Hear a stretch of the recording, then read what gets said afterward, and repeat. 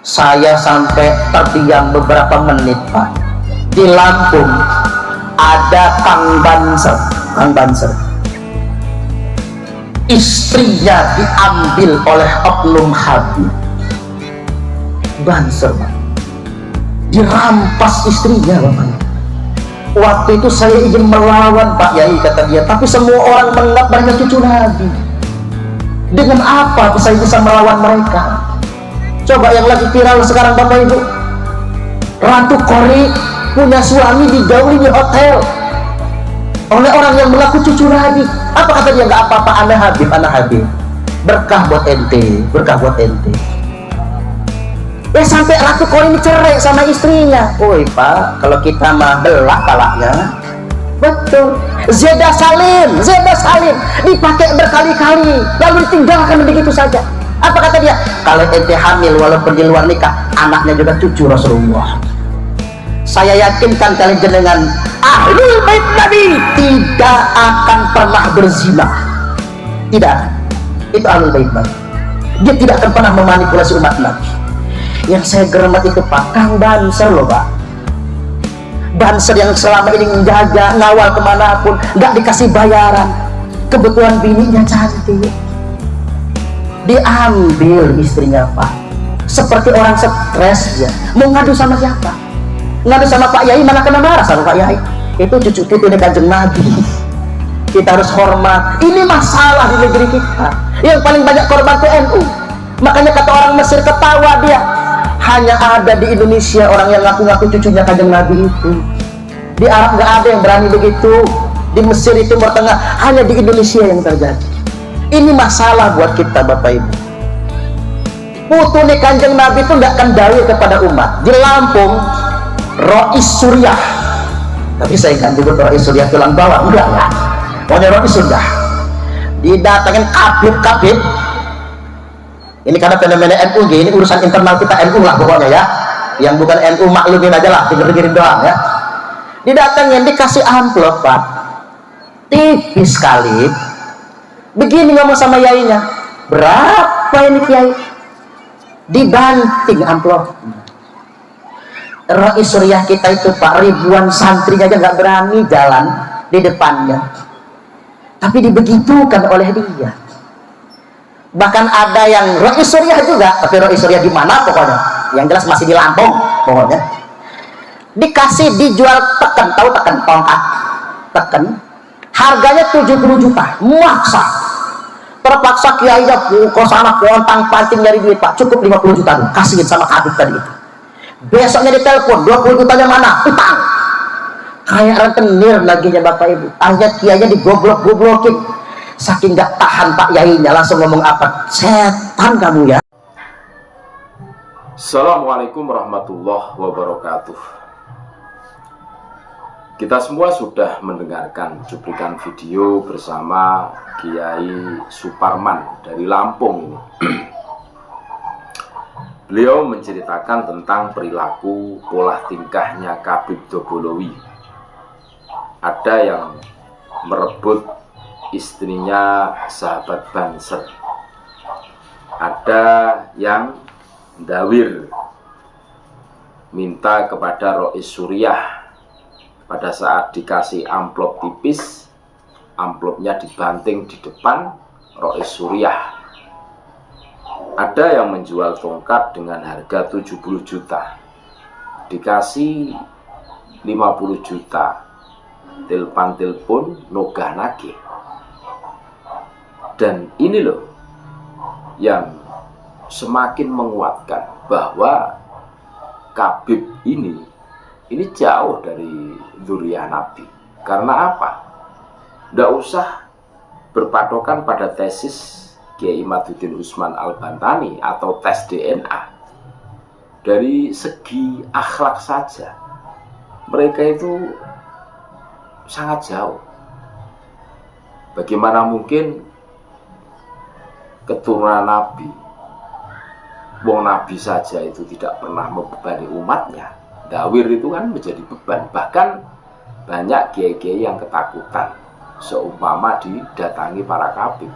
Ketakutan yang di situ itu ya karena sering didawiri, terus menjual tongkat dengan harga 70 juta, padahal tongkatnya itu diberi orang atau minta, itu modelnya itu ini dijual sama orang-orang, terus dinarasikan ini tongkat peninggalan Mbah Ane.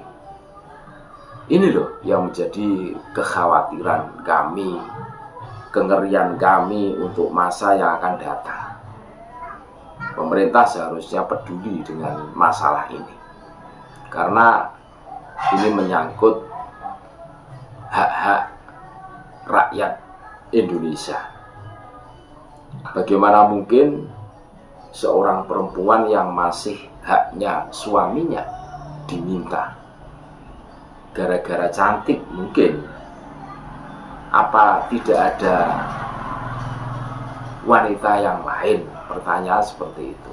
Kok harus mengambil, meminta istri orang? Sahabat Banser lagi. Dan ini real nyata. Kita semua sudah mendengarkan bagaimana Kiai Suparman ini menjelaskan, menceritakan kepada kita semua. Itu bisa di cross check kebenarannya. Dan kekhawatiran, kengerian yang kami rasakan mungkin sama dengan saudara-saudara kami sebangsa setanah air. Istilah Habib itu adanya cuma di Indonesia. Di Timur Tengah tidak ada. Tidak berani orang keluar-keluar sembarangan bilang cucu Nabi, zuriyah Nabi, aneh, zuriyah Nabi. Tidak berani. Karena keras di sana. Kalau tidak bisa membuktikan ya bisa dipenjara, bisa dihukum. Dan di Indonesia ini pun kalau kita telusuri, yang percaya dengan Habib zuriyah Nabi itu cuma orang-orang NU. Ada klasifikasinya, cuma orang NU. Berarti tidak semuanya. Terus masalahnya di mana? Kan menurut kami tidak ada masalah. Jadi tidak usah berlebihan menganggap Habib itu zuriyah Nabi. Yo faktanya banyak yang dawir, banyak yang berperilaku menyimpang, melanggar norma-norma syariat Islam. Terus kita tetap husnuzon menganggap mereka zuriyah Nabi. Ya nanti dulu, wong kita dikasih akal oleh Allah Subhanahu wa taala untuk membedakan bainal haqqi wal batili. Kan seperti itu.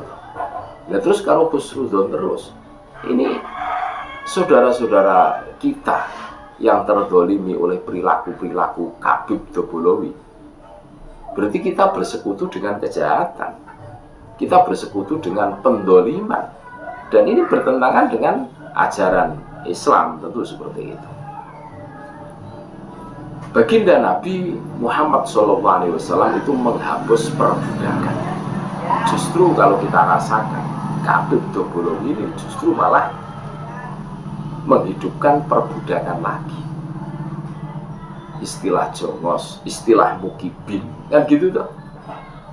Makanya dengan mengaku sebagai zuriyah Nabi, orang dibuat tidak berdaya, tidak berkutik, terus bertekuk lutut.